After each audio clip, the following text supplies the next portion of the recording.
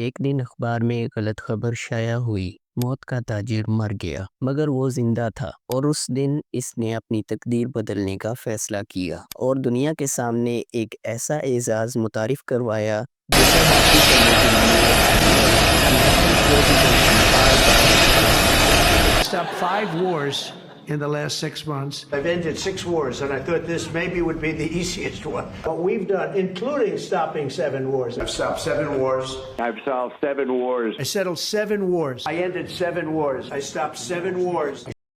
تو آئیے جان لیتے ہیں کہ آخر وہ کون سا اعزاز ہے، اس کی حقیقت کیا ہے اور وہ کس کی یاد میں دیا جاتا ہے۔ ایک خاموش سا لڑکا جسے کتابوں، کیمیا اور تجربات سے عشق تھا، گھنٹوں لیبارٹری میں جھکا رہتا، آتش گیر مادوں پر تجربے کرتا اور خواب دیکھتا کہ وہ کوئی ایسی چیز ایجاد کرے گا جو دنیا کو بدل دے گی۔ یہ بچہ تھا الفریڈ نوبل۔ اس کے والد خود ایک انجینئر تھے اور انہوں نے الفریڈ میں کچھ بڑا کرنے کی خواہش جگا دی، مگر قسمت نے جو راستہ چنا وہ اتنا روشن نہیں تھا جتنا الفریڈ نے سوچا تھا۔ 1867 میں برسوں کی محنت کے بعد الفریڈ نوبل نے ڈائنامائٹ ایجاد کیا۔ یہ ایک ایسا دھماکہ خیز مادہ تھا جس نے تعمیرات، صنعت اور انجینئرنگ میں انقلاب برپا کر دیا۔ پہاڑ کاٹنا، سرنگیں بنانا، راستے کھولنا سب ممکن ہو گیا۔ دنیا نے اس ایجاد کو ترقی کی علامت سمجھا، مگر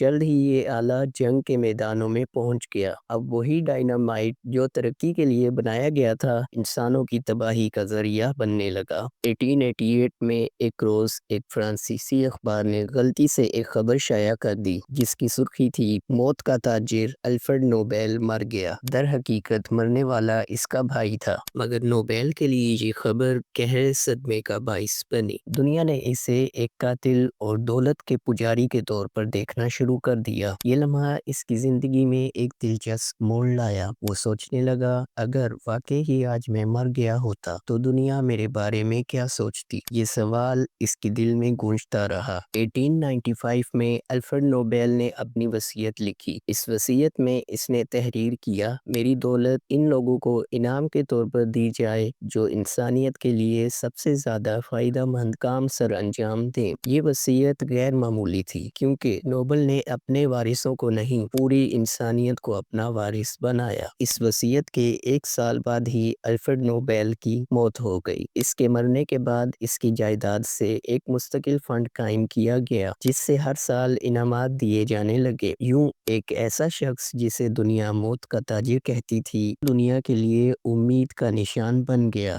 10 دسمبر 1901 کو سویڈن کے شہر اسٹاک ہوم میں ایک شاندار تقریب ہوئی۔ دنیا کے بہترین دماغ، معجزہ، مصنف اور رہنما وہاں موجود تھے۔ وہ لمحہ جب پہلا نوبل انعام کسی کے ہاتھ میں دیا گیا، انسانی تاریخ کا ایک نیا باب بن گیا۔ ناظرین، الفریڈ نوبل کے نام پر یہ انعام ہر سال ان لوگوں کو دیا جاتا ہے جنہوں نے علم، انصاف، امن یا ترقی کے میدان میں انسانیت کے لیے غیر معمولی خدمات سر انجام دی ہوں۔ 1901 سے 2025 تک نوبل انعام 981 مرتبہ دیا جا چکا ہے اور یہ اعزاز 965 مختلف شخصیات کو مل چکا ہے، اور کچھ افراد تو ایسے ہیں جنہیں یہ انعام 1 سے زائد بار بھی نوازا گیا۔ انعام حاصل کرنے والوں میں مرد، خواتین، تنظیمیں اور بعض اوقات پوری تحریکیں بھی شامل ہوتی ہیں۔ ہر سال نوبل فاؤنڈیشن ایک خاص فنڈ کے تحت ہر جیتنے والے کو ایک بھاری انعام رقم کی صورت میں دیتی ہے۔ 2025 میں یہ رقم 11 ملین سویڈش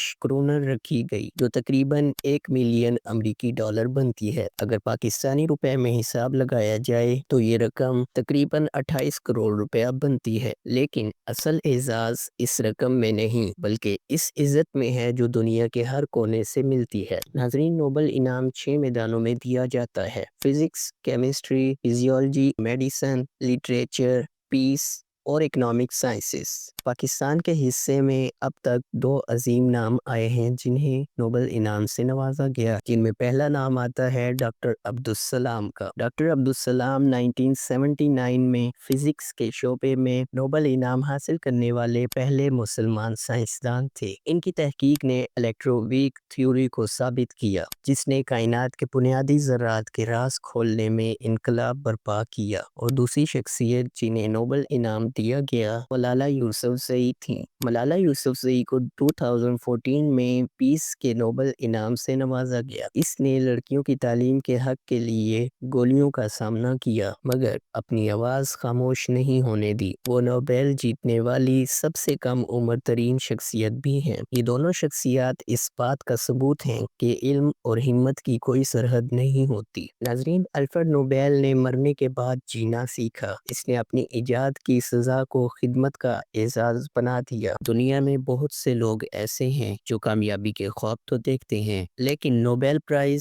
انہی کو ملتا ہے جو خوابوں کو حقیقت میں بدلنا جانتے ہیں اور انسانیت کے لیے بے مثال خدمات سر انجام دے جاتے ہیں۔ سوچیں، کیا آپ کا نام بھی نوبل پرائز کی نومینیز میں آ سکتا ہے؟ کیا آپ دنیا کے لیے ایسا کچھ کر سکتے ہیں جسے رہتی دنیا تک یاد کیا جا سکے؟ مجھے کمنٹ سیکشن میں بتائیے کہ آپ اس دنیا میں بہتری لانے کے لیے کیا کام کر رہے ہیں۔ اسی کے ساتھ مجھے دیجیے اجازت۔ اللہ حافظ۔